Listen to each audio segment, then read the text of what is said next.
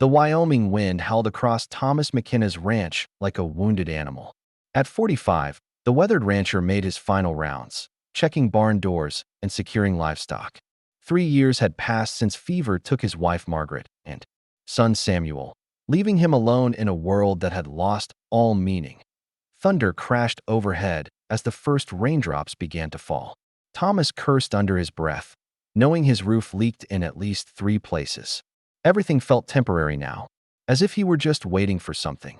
Though he couldn't say what. As he approached the barn, something caught his eye. A dark shape huddled against the weathered wood, barely visible in the growing darkness. Lightning illuminated the sky, revealing a young Native American man, probably no more than 20, with long black hair matted with blood. His clothing was torn, and dark stains covered his chest and arms. Thomas's hand moved instinctively to his Colt .45. Tensions between settlers and local tribes had been escalating for months. Common sense told him to ride to Cedar Ridge, alert the sheriff, let someone else deal with this problem.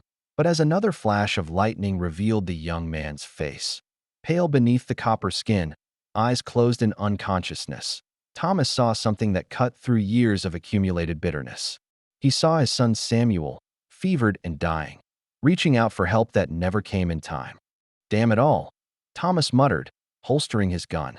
He couldn't leave another human being to die alone in the rain, no matter what color his skin was. The young man was heavier than he looked, dead weight that made Thomas's back ache as he dragged him into the barn.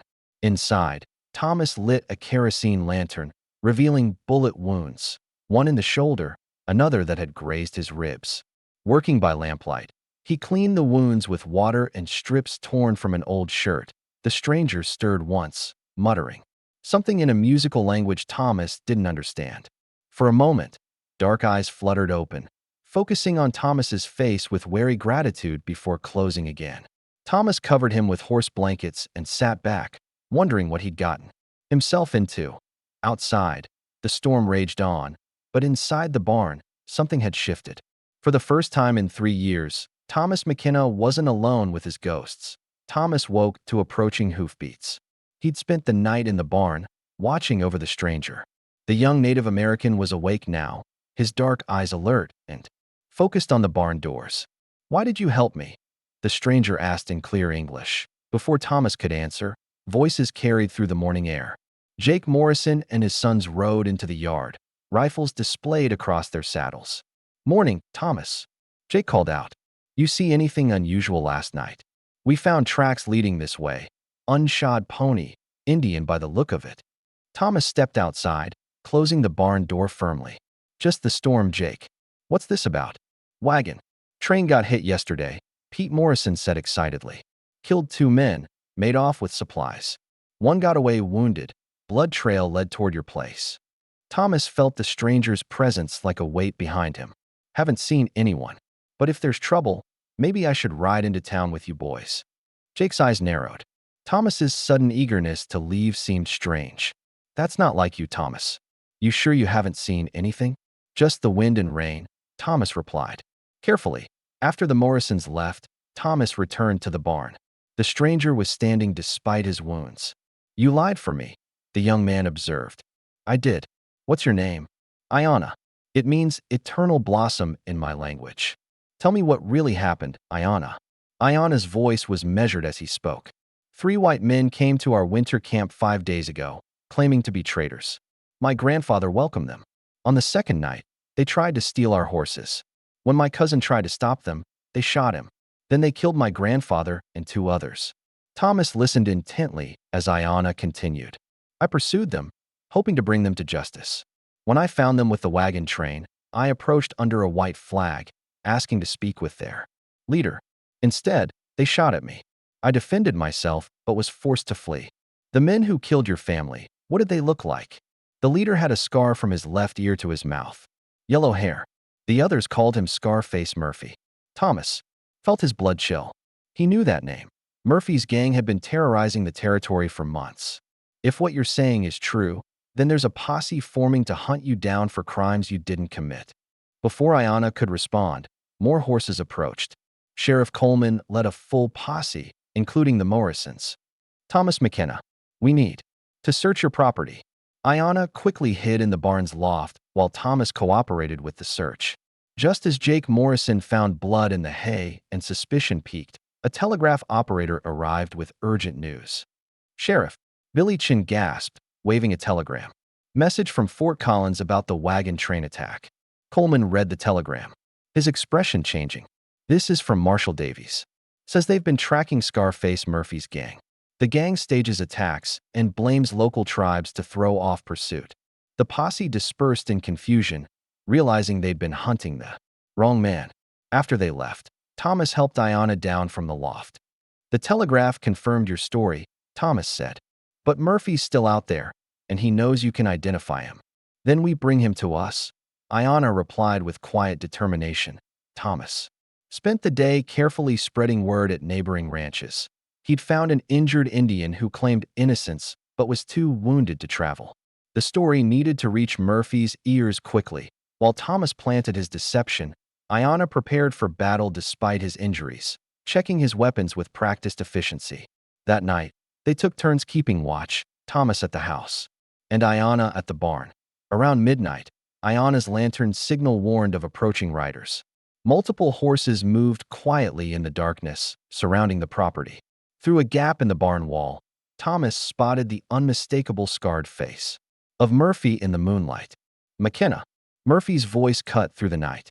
"We know you're harboring a murderous redskin. Send him out." Thomas called back. "There's no one here but me." Murphy laughed coldly. "That redskin's been telling lies about me and my boys. We can't have that spreading around." The attack began with gunfire toward the house. Murphy's men spread out, some attempting to burn them out with torches. Thomas and Ayanna returned fire from the barn, but they were outnumbered. "The one with the torch," Ayanna said calmly, taking aim. His shot was precise, dropping the torch bearer and revealing their position.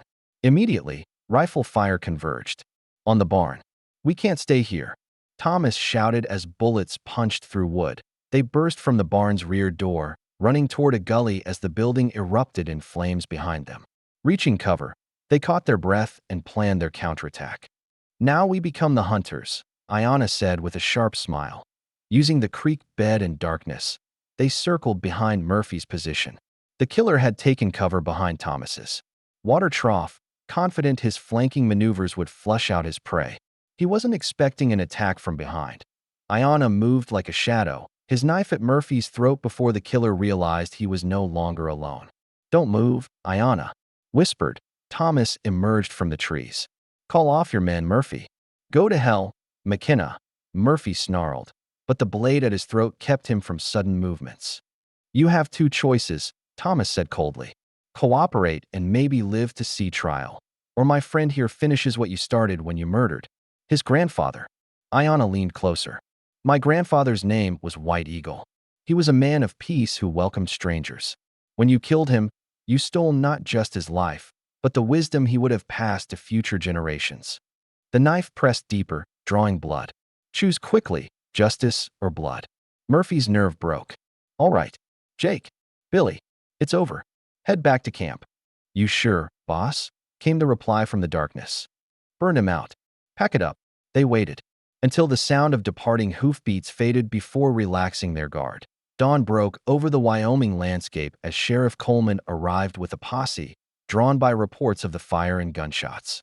Instead of finding bodies, he discovered Thomas and Ayanna sitting calmly beside the smoldering barn ruins, with Scarface Murphy tied between them. "Well, I'll be damned," Coleman said, taking in the bullet holes and blood. "Thomas, what happened here?" "Sheriff, meet Ayanna," Thomas said. "He's innocent of those wagon train killings, and Murphy here can prove it." Under pressure and facing territorial justice, Murphy confessed everything. His gang had been systematically targeting isolated tribal camps, stealing everything of value, and murdering witnesses. The wagon train attack had been staged to cover their tracks. "We needed something to throw off pursuit," Murphy explained without remorse. "Figured if folks thought Indians were attacking wagons, nobody would look too close at a few dead redskins in the mountains." Coleman's jaw tightened. "How many people did you kill?" "Don't rightly know. Wasn't keeping count." As Coleman documented the confession, a group of Native Americans arrived on horseback. Ayana walked forward to meet them, speaking in his native language. He returned with an older man with silver-streaked hair. My uncle, Running Bear, Ayana, explained. He leads our band now that my grandfather is dead. Running Bear approached Thomas slowly. Thomas McKenna, my nephew has told me what you have done. You helped him when others would have turned away. You risked your life to see justice done. This is the action of a true friend. I just did what anyone should do, Thomas replied. No, Running Bear said firmly. You did what few would do. You looked past fear and hatred to see the truth. After Murphy was taken away and the others departed, Thomas surveyed the damage. His barn was gone, his house riddled with bullet holes. But for the first time since Margaret and Samuel's deaths, he didn't feel alone. Ayana had remained behind. What will you do now? He asked. Thomas looked around at the wreckage, then at the mountains rising in the distance. I'll rebuild. This is still my home. Besides, someone needs to keep an eye on things. I will help, if you will have me, Ayana said. I think my grandfather would want me to learn from you. You have shown me that justice and compassion can exist together. Thomas smiled, the first genuine smile he'd felt in years. I think I'd like that.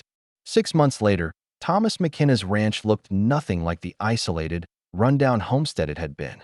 The new barn was larger, built with help from neighbors from both Cedar Ridge and Running Bear's mountain band. Their friendship had become a symbol of possibility in a territory where such cooperation was rare. When territorial officials proposed using their partnership as a model for other areas, Thomas and Ayana agreed to travel and teach others about building trust across cultural divides. Do you think we can really make a difference? Thomas asked one evening as they sat on the rebuilt porch. Ayana smiled. 6 months ago, I was bleeding to death in your barn, and you were alone with your ghosts.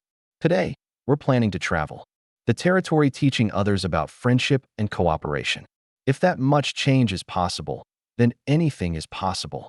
The story that had begun with an act of simple human kindness on a stormy night had grown into something larger, but its heart remained the same.